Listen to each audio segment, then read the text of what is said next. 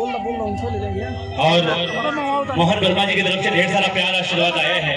501 रुपए का 10 और ये इनका उत्साह बढ़ाने के लिए एक बार जोरदार ताली हो जाए, जोरदार ताली।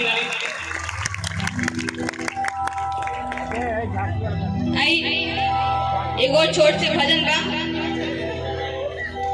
सब झूमर से भी अगर देखे झूमे को वहाँ बीच में आ जाए तो हमको ठुमका लगा के मन करता है। हेलो। और इस भजन के बाद देवों के देव महादेव की बड़ी सुंदर सी झांकी आप सभी के बीच आएगी और पूर्वांचल की बड़ी प्यारी सी आवाज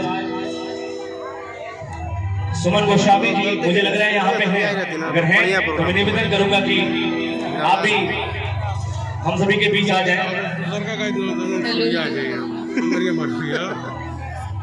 अरे नया नहर अभी कनिया बाड़ू,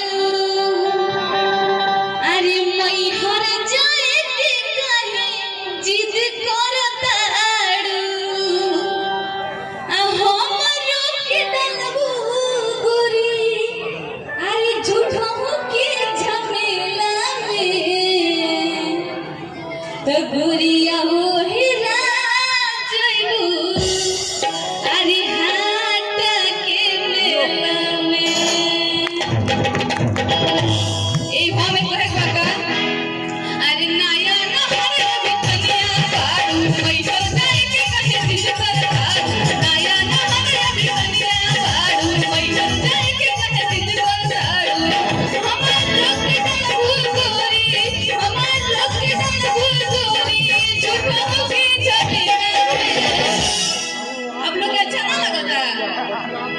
अच्छा लगा तो दोनों हाथ ऊपर करके मीठा मीठा ताली बजा के कह बजा कि धनिया है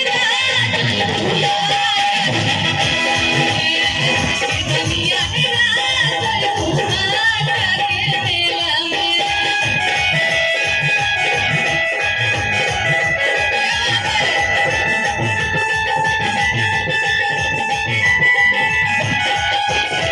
वीडियो आ रही तो यूट्यूब में चढ़ाइए तब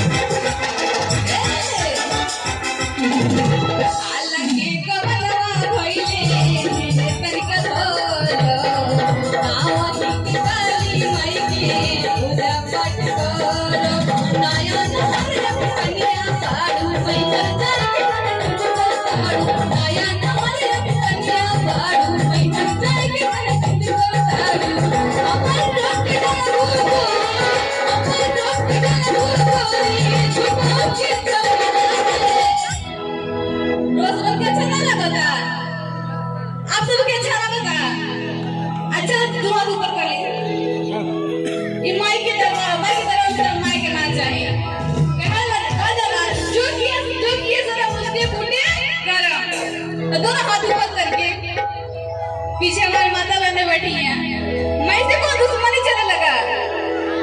तो दोनों हाथ ऊपर करके तो हमारी माता बहने बैठी हैं, दोनों हाथ ऊपर करके क्या बात है। तो मीठा मीठा ताली बजा के कहना है क्या कि धनिया है